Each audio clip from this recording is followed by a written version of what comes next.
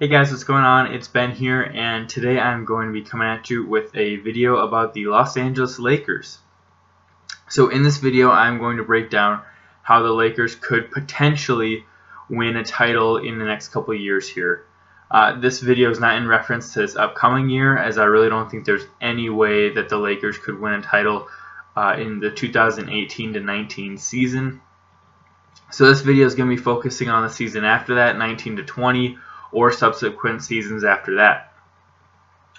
So just to clarify, I basically have about 3 main points that I'm going to be going through, and let's get started. So the first point is free agency. Now I had pulled up the Lakers payroll, and this upcoming year they have 15 guys on their staff as usual. And they'll have a lot of cap space cleared up after this season is done. They have a lot of guys on one-year deals because they had a lot of cap space and didn't really know what to use with it, so they signed a lot of guys to one-year deals. So among them, the guys on one-year deals are Caldwell Pope, Rajon Rondo, Lance Stevenson, Michael Beasley, JaVale McGee, Zubac as the center of the team. Not as in he's a centerpiece, just he plays center for them. So yeah, if you calculate all those guys added up, it actually equates to about $33 million in cap space. And I really think that if the the Lakers, I get so used to talking about LeBron with the Cavs, talking about the Lakers is a bit of a change. If the Lakers are going to make a splash in their conference and have any chance of getting to the Western Conference Finals, or really even the finals and winning a title, I think they definitely have to add a second star player to their team. There's no shortage of star players that will be free agents after this season. You've got Kyrie Irving, Klay Thompson, Kawhi Leonard, Jimmy Butler, Kevin Durant. The list goes on, DeMarcus Cousins. So any of those guys could definitely be a suitable option for the team. But I think that the players that would probably put them over the top the most would be Kawhi Leonard or Kevin Durant. I think that if they got a guy like Jimmy Butler or Cousins or Kyrie or Klay Thompson, those guys are just slightly below the level of the other two guys, and they would still be like a contender for like the conference finals. But I can't really see them being a finals team with a core of, let's say, LeBron,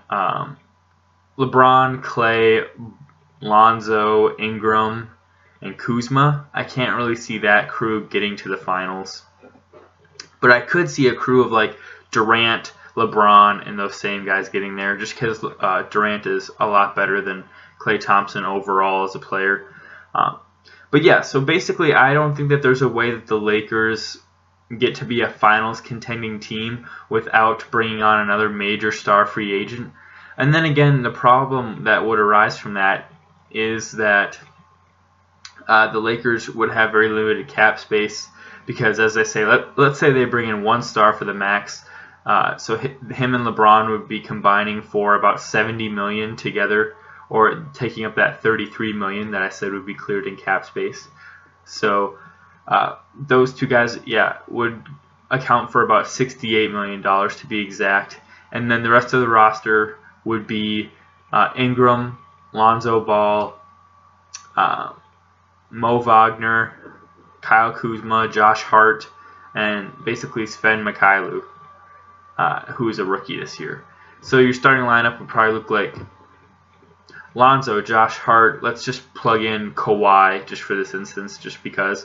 Kawhi at small forward, LeBron at power forward, and then you'd have Mikhailiuk starting at center, and then off the bench you'd have like Ingram and Kuzma. And that would be like basically your core, those 7 guys.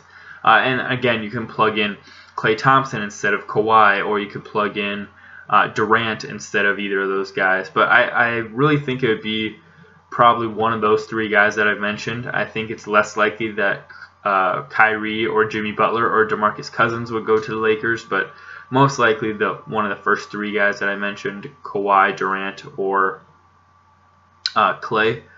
But really, I think that they have to get another star free agent because I don't think that Brandon Ingram can be the second option on a championship team. And I don't think that this stopgate that they did of signing a bunch of old vets is really going to help. Like, yes, JaVale McGee just won 2 championships, but he really didn't have to do much of anything on that team. Yes, Rondo has won a championship, but he's really unreliable and unpredictable. And same with a lot of these young guys. The 3 core young guys, Ball, Ingram, and Kuzma, are all pretty unpredictable, and you can't necessarily rely on them. And Lance Stevenson and Michael Beasley are sort of head cases. And then you've got Kentavious Caldwell-Pope, who's pretty inconsistent last year. So the makings right there, to me, don't say championship contender. But if they do sign a big free agent, that would completely change things. So now my second point that I'm going to make is about development and health. So I think if the Lakers' young players develop the way that they expect them to, then maybe by 2020 to 2021, that season, the Lakers could be a finals contender. Although that also depends on some other things. So for instance, how long will LeBron maintain the level of play that he's at? Now, if you ask me, I'd say that this year he will maintain his current level, his same level of play, and then probably about next year, and then after that he will probably considerably decline. So like this year, I'd predict about the same statistics as usual. Next year, I'd bet we'd see more like, let's say 26, 6, and 6, and then maybe after that you'd see in 2020 to 2021, I would predict more stats like 24, 5, and 5, 23, 5, and 5, like that. But as long as LeBron can keep above the threshold of, I would want to say 25, 5, and 5. If he can stay above that threshold, I think that he is in the conversation for best player in the game. And so the development of these other young guys along the way would really could really change a lot of things. So let's start with Lonzo Ball. We really need to find out, is he going to be another Michael Carter Williams, where a guy who's about 6'6", can handle the ball all right, can be good at certain times, but is really inconsistent and flames out pretty fast? Is he going to be that, or is he going to be a taller Jason Kidd? Brandon Ingram, is he going to be the tall, lanky Kevin Durant Jr. that he was predicted to be coming out of the draft, or will he just be a slightly worse version of Andrew Wiggins? And then Kyle Kuzma. No one really knows what he's going to be, because his first season, people don't know if that was an anomaly or if that's going to be his norm, because he really benefited from playing on a team where there weren't a ton of great options. So he got the ball a lot more, and they were really emphasizing developing young players, so they gave him the ball a lot more. So it's really hard to tell what he will be, but I'd say the hope for him would be to score 16 points a game, and then also have maybe 6 rebounds a game, 4 assists, and shoot 50% from the field and hopefully over 35% from 3. That would be like the ideal stat line for him, I think.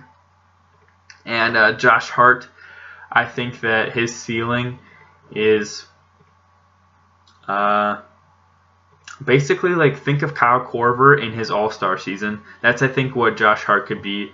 He already sort of is that now. He's sort of like, I would say, like, he is sort of in the mold of Kentavious Caldwell-Pope. Not just making that comparison because they're on the same team, but really just because they are similar players. They're 3-and-D guys, and I think that Josh Hart could develop into basically a slightly better version of Kentavious Caldwell-Pope, I think, is his ceiling.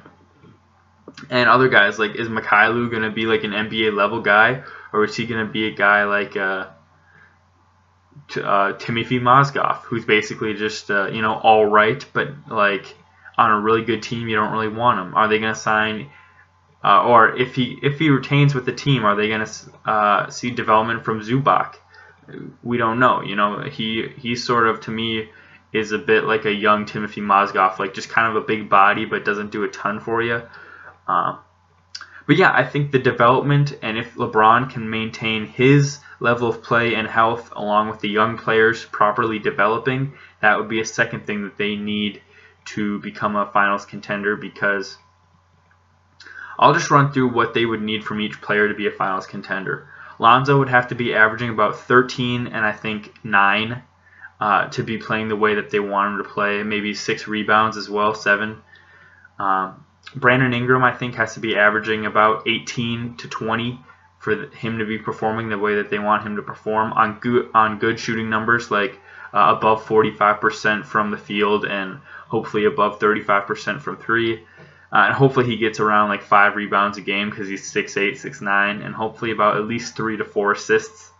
Kyle Kuzma, I already went over what you would want from him, like 16, 5 and 5-ish. Josh Hart, I think you'd want about 12 points a game.